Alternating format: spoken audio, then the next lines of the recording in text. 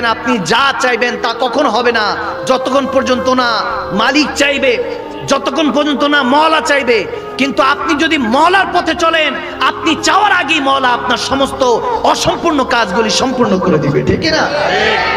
ইল্লাল্লাযীনা আমানু ওয়া আমিলুস সালিহাত, আপনাকে ঈমানদার হতে হবে এবং পরেজগার হতে হবে। নেককার যারা ইবাদত করে, পরেজগার সে ব্যক্তি যে গুনাহ থেকে বাঁচে। সুবহানাল্লাহ বলেন। সুবহানাল্লাহ। পরেজগার সে ব্যক্তি যে নিজেকে গুনাহ থেকে হেফাজত করে, ছোট ছোট গুনার দিকে খেয়াল রেখে চলে। নেককার বান্দা আর পরেজগার বান্দা দুইটা একত্রিত হলে সলিহিন ডাকা হয় তাদেরকে। আউলিয়া কামিলিন, ঈমানদার আর সলিহিন বান্দা যদি দুইটা ক্যাটাগরি একসাথে মিলে যায়, তাদেরকে আলা ইন্না আউলিয়াল্লাহি লা খাউফুন আলাইহিম ওয়া লা হুম ইয়াহজানুন, আল্লাহর ওলি ডাকা হয়। আল্লাহর বন্ধু, ফ্রেন্ডস অফ আল্লাহ অলমাইটি হয়ে যায়। সাইয়েদনা গৌসে পাক সাইয়েদনা আব্দুল কাদের জিলানী রাদিয়াল্লাহু তাআলা তেনার মেহফিলে বসেছেন। তেনার বেলায়েত শুধু তিনি পর্যন্ত সমাপ্ত নয়, যিনি নাযারতু ইলা বিলাদিল্লাহি জামিআন বলতেন যে আমি আমার হাতের তালুর মধ্যে আল্লাহর কুল কায়নাত দেখি। সুবহানাল্লাহ কয় না? আমার হাতের তালুর মধ্যে আল্লাহর কুল কায়নাত দেখি। How is it possible? This is possible. এখন এটা বুঝতে আপনার বেশি কষ্ট হবে না। গুগলের মাধ্যমে সারা দুনিয়া আপনার এখন হাতের মুঠোয়। পার্থক্য হলো এটা ব্রেন থেকে এসেছে, এই মোবাইলটা ব্রেন থেকে এসেছে। তৌফিক দিয়েছে কে? এই জিনিসটা ব্রেন থেকে এসেছে। হাতের তালুর মধ্যে আপনি রেখে স্ক্রলিং করছেন, সারা দুনিয়া দেখতে পাচ্ছেন, খোঁজ খবর রাখতে পাচ্ছেন। আল্লাহর ওলি আর সাধারণ বান্দাদের ব্রেনের মধ্যে পার্থক্য আছে। আল্লাহর খাস বান্দা যারা হয়ে যায়, বন্ধু হয়ে যায়, তাদের আর আমাদের মধ্যে পার্থক্য এতটুকু, আপনি ব্রেন খরচ করে মোবাইল ফোনের মতো টেকনোলজি বানাতে পারবেন, কিন্তু যদি মন খরচ করে আল্লাহকে রাজি করতে পারেন, আপনি জায়গায় বসে আরশ আল্লাহ দেখতে পাবেন। সুবহানাল্লাহ। ব্রেন খরচ করে মোবাইল ফোন যদি বের করা যায়, মন খরচ করে আল্লাহকেও পাওয়া যায়। আওয়াজ দেয় না? এগুলো বুঝার বিষয়। বল আসরি ইন্নাল ইনসানা লাফি খুসর ইল্লাল্লাযীনা আমানু ওয়া আমিলুস সালিহাত ওয়া তাওয়াসাউ বিল হাক্কি ওয়া তাওয়াসাউ বিস সাবর। দুটো সলিউশন আল্লাহ দিয়েছেন। হকের মধ্যে থাকো, সবরে থাকো। ধৈর্যের সাথে থাকতে হবে এবং সবরে থাকতে হবে। ধৈর্যশীল এবং সত্যর সাথে যখন আপনি আঁকড়ে ধরবেন নিজেকে, তখন আর দুনিয়ার কোনো মানুষ আপনাকে পরাজয় করতে পারবে না। জান্নাত আপনার জন্য অপেক্ষা করবে। দুইটা জিনিস সলিউশন। রব্বে করিম বলছেন, সময়ের কসম খেয়ে বলছি তোমরা অবনতিতে আছো। হ্যাঁ, যদি উন্নতি চাও, ঈমানদার হও, পরেজগার হও, রসুল প্রেম আঁকড়ে ধরো, আমার নামাজ সেজদা আঁকড়ে ধরো। দুইটা ধরার পরে এরপরও যদি দেখো ইমতিহান আসতেছে, পরীক্ষা আসতেছে, তাহলে সবর ধরো এবং সত্যের সাথে থাকো। সুবহানাল্লাহ। সলিউশন। সময়ের কসম কেন খেয়েছে জানেন? এই একটা জিনিসকে আপনি ধরতে পারবেন না। এই একটা জিনিস আপনার ধরা ছোঁয়ার বাইরে। বার্থডে সেলিব্রেট করে, 31st নাইট সেলিব্রেট করে, আনন্দ করছে এমন ভাবে মনে হচ্ছে অনেক কিছু হাসিল করেছে, ভুলে গিয়েছে সবকিছু লসের খাতায়। আওয়াজ দেন, আওয়াজ দেন। এই যুবকরা আওয়াজ দিতে হবে, ঠিক কিনা বলে? এক শহর ছিল, মওলানা রুম জালালউদ্দিন রুমি রাহমাতুল্লাহ আলাইহি বর্ণনা করছেন মাসনাবি শরীফে। একটা শহর ছিল, যে শহরে 31st নাইট পরে যখন 31শে ডিসেম্বর শেষ হয়ে যেত, 1 জানুয়ারি অর্থাৎ বছরের প্রথম দিন রাজ্যের যত প্রজারা আছে সবাই শহরের মধ্যে দাঁড়িয়ে থাকতো গেটের সামনে। চট্টগ্রাম গেট আছে না, এরকম ওই শহরে বাগদাদের মধ্যে এক শহর ছিল, শহরের গেটের সামনে সবাই দাঁড়িয়ে থাকতো। ফজরের পর পর যে ব্যক্তি ঢুকতো সবাই ধৈর্য বাইন্ধে তারা রাজা বানাই দিত। কি বানাইতো? রাজা, কিং। এখন এরকম 1 জানুয়ারি, 1 জানুয়ারিতে কিংবা বছরের শুরুর প্রথম দিন এক ব্যক্তি শাকসবজি বিক্রি করতো, ওই শহরে প্রবেশ করলো। সবাই ধৈর্য বাইন্ধা বলে আপনাকে রাজা হতে হবে, বাদশাহ হতে হবে। বলে না, আমি কেন বাদশাহ হবো, কিসের জন্য হবো? প্রথম কিন্তু একটু লোভ আসছে, পরে আবার ভয় পাচ্ছে। সে চিন্তা করে বলতেছে না, হবো না। বলে না, হতে হবে, আপনি না করলেও কোনো লাভ নেই, আপনাকে জোর জবরদস্তি হতেই হবে। বলে ঠিক আছে, হবো, তাহলে কি করতে হবে? বলে আপনি 1 বছরের জন্য রাজা হবেন। এরপরে হলো 1 বছর পরে শহরের শেষ প্রান্তে একটা নদী আছে, নদীর ওপর একটা জঙ্গল আছে, ওই জঙ্গলে ভাগ ভাল্লুক থাকে, ওখানে আপনাকে রেখে আসবো। ওই বেচারা এটা শুই না বলে, জীবনও তো না, এতক্ষণ তো একটু একটু মন চাইছে, এখন তো মইরা গেল। 1 বছর পর এত করুণ ইতিহাস আমার জন্য অপেক্ষা করছে, আমি কোন দুঃখে রাজা হব? আপনাকে যদি এরকম সিচুয়েশনে দাঁড় করিয়ে বলে কিং হতে হবে, বাদশা হতে হবে, প্রাইম মিনিস্টার হতে হবে, হবেন? হব না।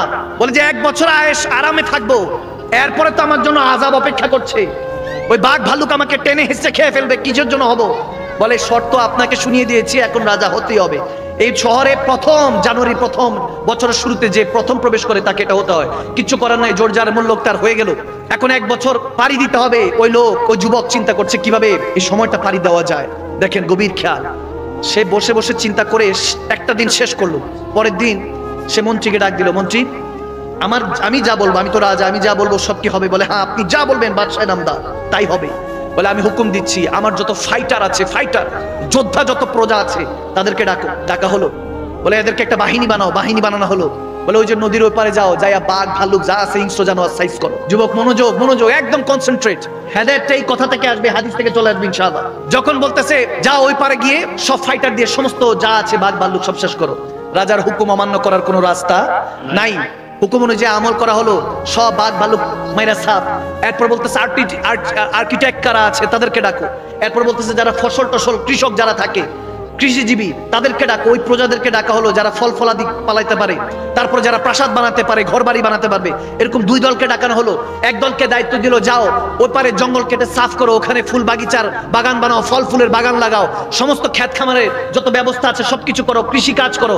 আরেক দলকে বানানো যাও ওখানে সুন্দর করে একটা প্রাসাদ করো। সুবহানাল্লাহ কয়। এই দুনিয়ায় বসে এই রাজ্যে, এই রাজ্যের মধ্যে বসে আরেক রাজ্যকে ঠিক করছে। এই দুনিয়াতে বসে আরেক দুনিয়া যেখানে তার আযাব অপেক্ষা করছিল সে সেটাকে আবাদ করছে। ভাইরা আমার, বাবারা আমার, দেখা গেল আস্তে আস্তে আস্তে আস্তে তৈরি হতে হতে প্রাসাদ বানতে বানতে বছর খানিক হয়ে গেল। যখন বছরের প্রায় শেষ লগ্নে তখন প্রাসাদও হয়ে গেল, ওই জঙ্গল তখন আবাদ হয়ে গেল, জনবসতি হয়ে গেল, ওখানে মধ্যে খাওয়া দাওয়ার ব্যবস্থা হয়ে গেল, কৃষি কাজ করে ওখানে মধ্যে ফল ফলাদি ফুল ফল দিয়ে ভরিয়ে দেওয়া হলো। যখন সব শেষ, বছর শেষ, এখন শর্ত অনুযায়ী রাজাকে ওই নদীর ওপারে রেখে আসবে। বলে ব্রিজ বানাও, শেষ সময় একটা ব্রিজ বানানো হলো নদীর এই পার থেকে ওপার। ব্রিজে করে, ব্রিজের এই পারে যখন দাঁড়িয়ে আছে মন্ত্রী থেকে প্রজারা সবাই চোখের পানি ছেড়ে কাঁদছে। বলে আপনি ওই পারে চলে যাবেন, আপনার জন্য মায়া লাগছে। আপনি এই বছর, এক বছর এখানে এই রাজ্যের তো কোনো উন্নতি করলেন না, বসে বসে নিজের দালান কোঠা ওখানে ব্যবস্থা করলেন। বলে হ্যাঁ, আমি যখন জেনে গিয়েছি পরিণতি আমার এমন অবস্থা অপেক্ষা করছে, তখন আমি এই দুনিয়াকে আবাদ করি নাই, ওই দুনিয়াকে আবাদ করেছি। যেই দুনিয়াতে গেলে আমার জন্য আযাব অপেক্ষা করছে, যে দুনিয়াতে গেলে আমাকে বাঘ ভালুক ছিঁড়ে হেসে খেয়ে ফেলবে, ওই দুনিয়াকে আমি আবাদ করেছি। হাদিস এখানে আমাদেরকে এটা শিখাচ্ছে মাওলানা রুম। বলতেছেন বান্দা তুমি দুনিয়াতে থাকো অবশ্যই কোনো সমস্যা নেই, কিন্তু দুনিয়াতে থেকে তুমি আখিরাতের আযাবে জাহান্নামা তোমাকে বলা হয়েছে। রব্বানা আতিনা ফিদ দুনিয়া হাসানা ওয়া ফিল আখিরাতি হাসানা। দুনিয়াটা সুন্দর করতে বলা হয়েছে, আখিরাতটা রব্বুল আলামিন সুন্দর করে দিবে। আপনি এই দুনিয়ায় বসে ওই দুনিয়ার খবর রেখা ভুলে গিয়েছেন। যারা বুদ্ধিমান তারা এই দুনিয়াকে সাজায় এবং ওই দুনিয়াকে সাজায়, এই দুনিয়াকে প্রাধান্য কম দেয়, আখিরাতকে প্রাধান্য বেশি দেয়। ওকিনা আযাবান নার, যা শুধু জাহান্নামের আগুন থেকে নিজেকে হেফাজত করার জন্য। পরবর্তীতে দেখা গেল যখন সেই রাজ্যের প্রজারা জানতে পারলো এরকম রাজা, এত বছর ধরে কত রাজা আসলো আর গেল, বাঘ ভাল্লুক টেনে হিসে খেয়ে ফেললো, এরকম বুদ্ধি কারো ছিল না। যখন দেখলো এরকম একজন রাজা আছে যিনি নিজের অবস্থানটা বেশি ভালো বুঝে, নিজের জন্য প্রাসাদ বানিয়েছে, আখিরাতটা ঠিক করেছে, যেখানে তার ভবিষ্যৎ ছিল সেটাকে আবাদ করেছে, তখন তেনাকে অনুরোধ করলো আপনি ওই রাজ্যেরও রাজা, এই রাজ্যেরও রাজা হিসাবে ঘোষণা করে তেনাকে রাজা হিসাবে কবুল করে নিন। সুবহানাল্লাহ।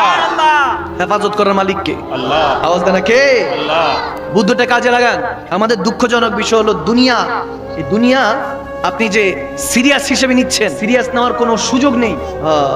যখন দিনগুলি আস্তে আস্তে পেরিয়ে যাবে, যৌবনকাল তো কথাগুলি বুঝে আসবে না, বুঝে আসবে তখন যখন যৌবন থেকে বার্ধক্যের দিকে আপনি অগ্রসর হবেন। এখন ওলামায়ে কেরামরা বয়ান করলে আপনার কাছে এগুলো বিরক্ত মনে হবে, কারণ কলব অন্ধকার হয়ে গিয়েছে। আপনি যদি সরকারের গাদ্দারি করেন আপনার ঘুম হারাম হয়ে যাবে। সরকারের বিরুদ্ধে কখনো যেতে চাইবেন না। কিভাবে সরকারের বিরুদ্ধে যাব? বিরুদ্ধে গেলেই তো ধরা। পরিস্থিতি এখনকার অবস্থা কিন্তু এরকমই, বলার কেউ নেই, ধরার কেউ নেই, সংশোধন করে দেওয়ার কেউ নেই। সিসি ক্যামেরা কোথাও থাকলে চিন্তা করবেন যে আমি অপকর্ম এই জায়গা অন্তত করতে পারবো না, কারণ করলেই তো ভাইরাল। ঠিক না? সিসি ক্যামেরার বান্দার ভয় আছে, সরকারের ভয় আছে, কিন্তু যিনি সর্বক্ষণ দেখছেন তেনার ভয় নেই বান্দা। এগুলো বলছি যে আমাদের ব্রেনের অবক্ষয়ের কথা। আমরা ডে বাই ডে ভাবছি উন্নতি হচ্ছি, না, ক্রমাগত অবনতিতে যাচ্ছি। এমনও অবস্থা হয়েছে, আমরা এমন জাতিতে পৌঁছে গিয়েছি, এই জাতিকে কে হেফাজত করবে আল্লাহ মালুম। আপনি কোরআন শোনার কথা কে শুনতে চায়? মনোযোগ দিয়ে 10টা মিনিট শোনার বান্দা এখন কমে যাচ্ছে। নাটক সিনেমা বলেন, ঘন্টার পর ঘন্টা দেখবে, বিনোদন তো কখনো হাসছে কখনো কাঁদছে, ওগুলোর মধ্যে ডুবে আছে। একটা ছেলে একটু যৌবন বয়স, যুবক বয়সে ঢুকলে তার মাথার মধ্যে ঢুকতে সারাক্ষণ চিন্তায় থাকে এটা কতদিন আর সিঙ্গেল থাকবে। এরকম আছে না সমাজে? যুবকদের মাথার মধ্যে সারাক্ষণ একটাই চিন্তা, কখন ডাবল হব। অথচ যুবক যুবতীরা এটা ভুলে গিয়েছে যত রকম ভালোবাসার কথা বন্যেবালার মানুষগুলি দুনিয়াতে আছে, তাদেরকে যদি বলি যখন আসল ভালোবাসার সময় হবে, যখন আমি সর্বোচ্চ বিপদে থাকবো, যখন মালাকুল মউত আমার কাছে থাকবে, মৃত্যু আমার সামনে থাকবে, আমাকে যখন হাতছানি দিয়ে কবরে চলে যেতে বলা হবে এই দুনিয়া থেকে, আমাকে টাটা গুড বাই দিয়ে দিবে, ওই সময় ভালোবাসার মানুষকে যদি বলি মালাকুল মউত থেকে হেফাজত করো, তখন ভালোবাসার মানুষকে চেনা যাবে। তখন বলবে যে সম্ভব না, উই ক্যান্ট ডু দিস, আমরা এটা করতে পারবো না, আমাকে হেফাজত করে পারবো না। বলে ঠিক আছে, একদিন না, কবরে 1 ঘন্টা থাইকো, একটা ঘন্টা থাইকো। বুকে হাত দিয়ে যুবক বলুন, আমার মা বোনরা ভাই বাবারা বুকে হাত দিয়ে বলেন, যত আপন হোক, যত ভালোবাসার মানুষ হোক, কবরে আপনার সাথে একটা ঘন্টা থাকবে? থাকবে?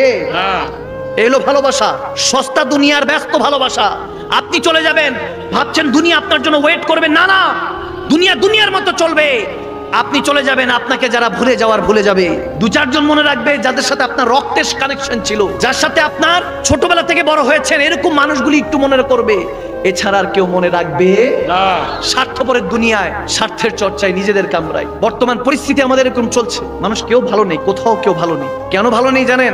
কারণ আপনার এই ভরসাটুকু অন্তরের মধ্যে নেই যে ইন্না মা'আল উসরি ইউসরান, দুঃখের পরই তো নিশ্চয়ই আল্লাহ সুখটা দেয়।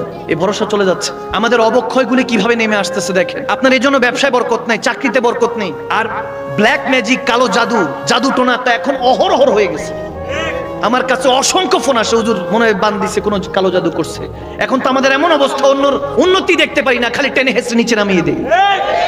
আপনি উন্নতি করতে চান, আপনি যার কাছে পরামর্শ নিতে যাবেন সে আপনার ক্ষতি করবে। আপনার যারা ক্ষতি করে, আপনার যারা গীবত করে, আপনার যারা ক্রিটিসাইজ করে, সমালোচনা করে, তারা বেশি পর না, নিশ্চয়ই আপনার আপন ছিল কোনো একটা সময়। তারাই দেখবেন আপনার খোঁজগুলো ধরবে, ভুলগুলি বলবে। অনেক যোদ্ধারা, অনেক জীবনে অনেক দেখেছে এরকম ফাইটাররা দুনিয়া জয় করতে পারতো, আপন জনরা যখন পিছন দিকে এসে খানজার ছুরিটা মারে ওখানে শেষ হয়ে যায়। কারণ আপন উপর ভরসা করে, চিন্তা করে আপন কি আর আমাকে ধোকা দিবে, আমার আপন আমার রক্ত কি ধোকা দিবে? কিন্তু ধোকাটা সে আপনরাই দেয়, আওয়াজ দেয় না, ঠিক না?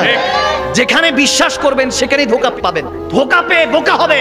এই দুনিয়াতে আপনাকে চলতে হবে আল্লাহ রাসূলের আদালত অনুযায়ী। আপনি যতক্ষণ পর্যন্ত এই রাস্তায় আসবেন না, ততদিন দুনিয়া আপনাকে ধোকা দিতে থাকবে আর বোকা বানাতে থাকবে, ঠিক না?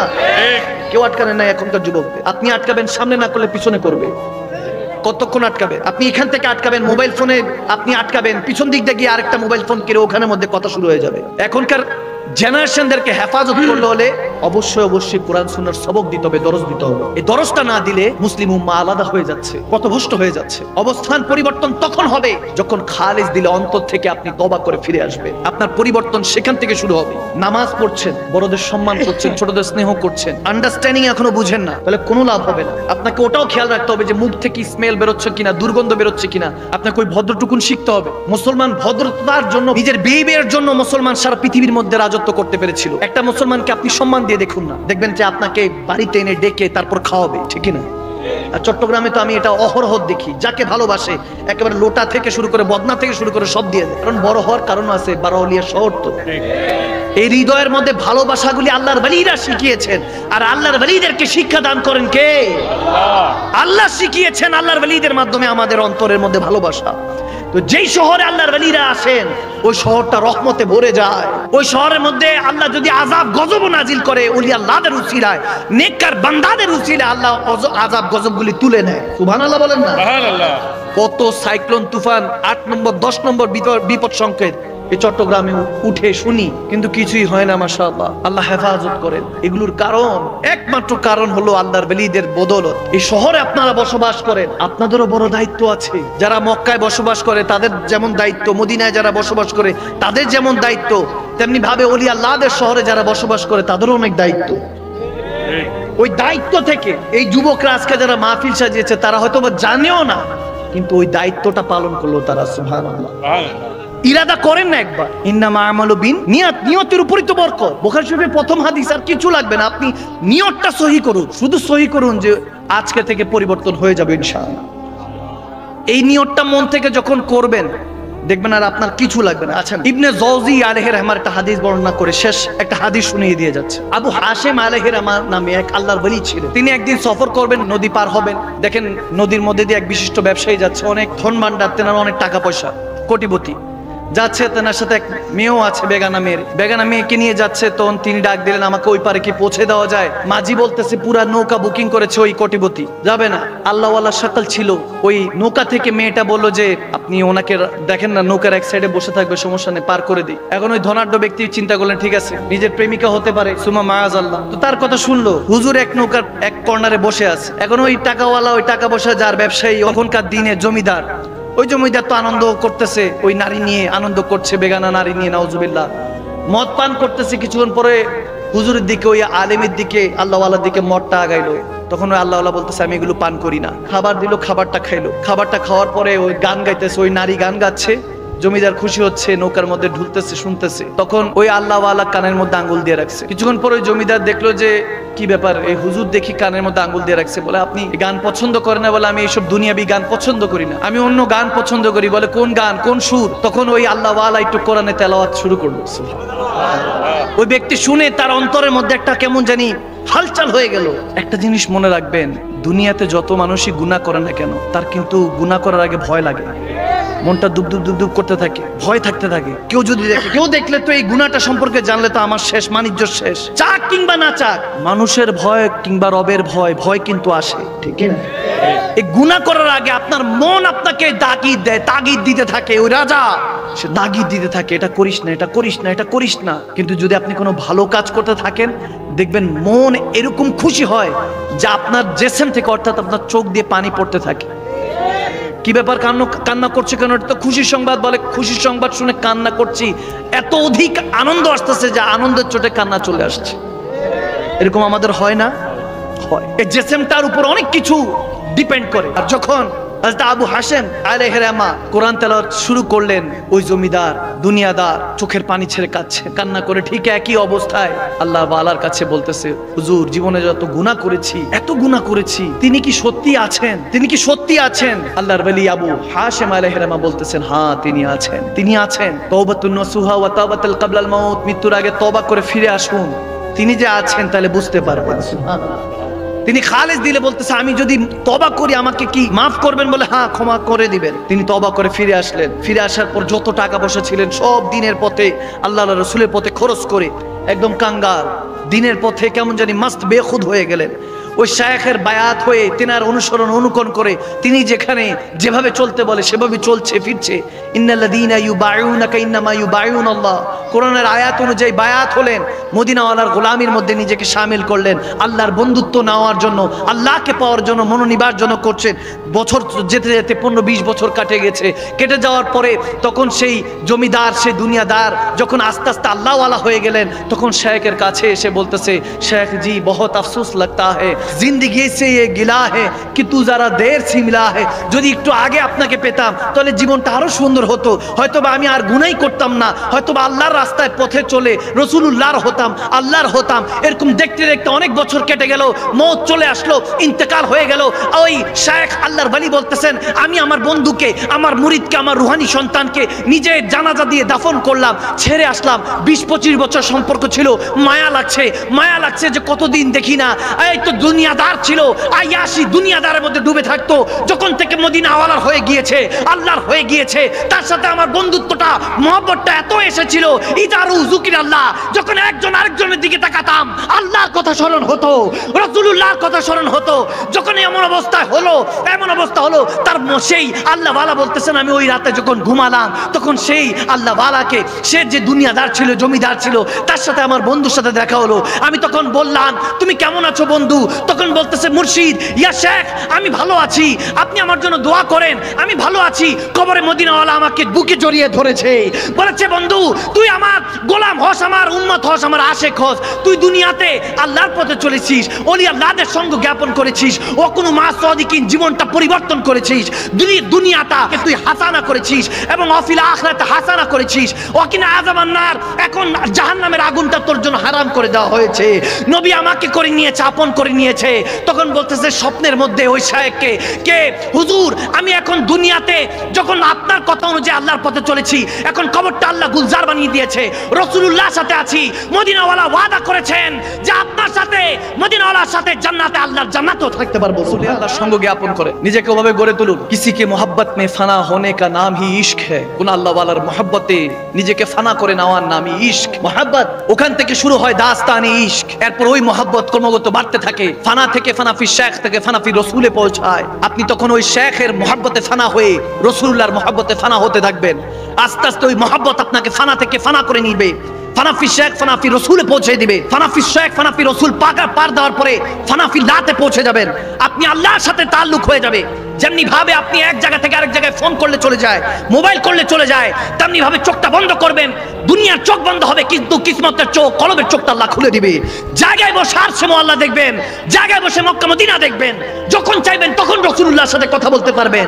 আপনি যখন 2 রাকাত নামাজের মধ্যে বসবেন, আত্তাহিয়াতু লিল্লাহি ওয়াস সালাওয়াতু ওয়াত তাইয়্যিবাত, আসসালামু আলাইকা আইয়ুহান নবী, যখন 2 রাকাত নামাজে বসে বলবেন, আল্লাহ তোমার ইবাদত করলাম, তোমার ইতাআত করলাম, আসসালাওয়াতু ওয়াত তাইয়্যিবাত, ভালো কাজ করলাম, রুকু সিজদা করলাম, সুবহান রাব্বিল আযীম পড়লাম, সুবহান রাব্বিল আলা পড়লাম, সূরা ফাতিহা থেকে কোরআন পাকে তেলাওয়াত করলাম। আল্লাহ মালিকের কাছে ডিউটি করলে 1 মাস পরে স্যালারি দেয়। তোমার স্যালারি কোথায়? 2 রাকাতে বসে যখন স্যালারি চাইবেন আল্লাহর কাছে, আত্তাহিয়াতু লিল্লাহি ওয়াস সালাওয়াত ওয়াত তাইয়্যিবাত, যখন স্যালারি চাওয়ার জন্য আল্লাহর কাছে চাইবেন, রব্বে কারীম 2 রাকাত নামাজের দাহলিজে বা 4 রাকাতে বলবেন, আত্তাহিয়াতু লিল্লাহি ওয়াস সালাওয়াত ওয়াত তাইয়্যিবাত, বলবেন আসসালামু আলাইকা আইয়ুহান নবী, আমার নবীর উপরে সালাম দে, এটাই তোর স্যালারি। যখন স্যালারি হিসাবে আল্লাহর নবী ঘোষণা দিয়ে দিবেন, আল্লাহ ঘোষণা দিয়ে দিবেন, নবীকে সালাম দিতে দেরি হবে না। তখন মদিনাওয়ালা যে আপনাকে ওয়ালাইকুম সালাম ইয়া উম্মতি বলে, সেটা আপনি নামাজের মধ্যে 2 রাকাতে বসে শুনতে পাবেন। সুবহানাল্লাহ। কি মনে করেন এখন এইভাবে শুনে না কেউ? এখনো বহু আল্লাহর খাস বান্দারা আছে, আপনি না সম্পর্ক লাগান নাই, এখনো 2 রাকাত 4 রাকাত নামাজে আমার নবীকে যখন আসসালামু আলাইকা আইয়ুহান নবী বলে, 2 রাকাত নামাজের মধ্যে 4 রাকাত নামাজে আমার নবী ওয়ালাইকুম সালাম ইয়া উম্মতি, যখন উম্মতের সালামের উত্তরটা আমার নবী নেয়, এখনো অনেক আশিক নামাজের মধ্যে এটা শুনতে পায়। সুবহানাল্লাহ বলে না? সুবহানাল্লাহ বলে। দেখে দেখেন না, আপনি তো নামাজ আপনার কাছে মনে হয় তামাশা। নাউজুবিল্লাহ, আপনি তো ইবাদতের গুরুত্বই বুঝেন না। দুনিয়ার মধ্যে ডুবে থাকা যুবক, PUBG, free fire, Facebooking, YouTubing, যত রকম সোশ্যাল মিডিয়ার মধ্যে ডুবে থাকা যুবকরা আছে, তাদের উদ্দেশ্যে বলছি, আপনি এখনো জানেন না আমার নবী বলেন 2 রাকাত নামাজের সওয়াব কতটুকু জানেন? শুধু 2 রাকাত নামাজের সওয়াব, জীবনে যদি এরকম 2 রাকাত একবার পড়তে পারেন, জিবরিল আমিনের 70,000 হাদিসে এসেছে 600 থেকে 700 ডানা, যেটা জিবরিল আমিনের পাখা আছে, ডানা আছে, ওই ডানা দিয়ে 50 থেকে 70,000 বছর একবারই দিয়ে জান্নাত পর্যন্ত প্রদক্ষিণ করবে। অতটুকু জান্নাতের অতটুকু জায়গার সওয়াব আল্লাহ সেই নামায় আমলে দিয়ে দেয় যে 2 রাকাত নামাজ পড়ে।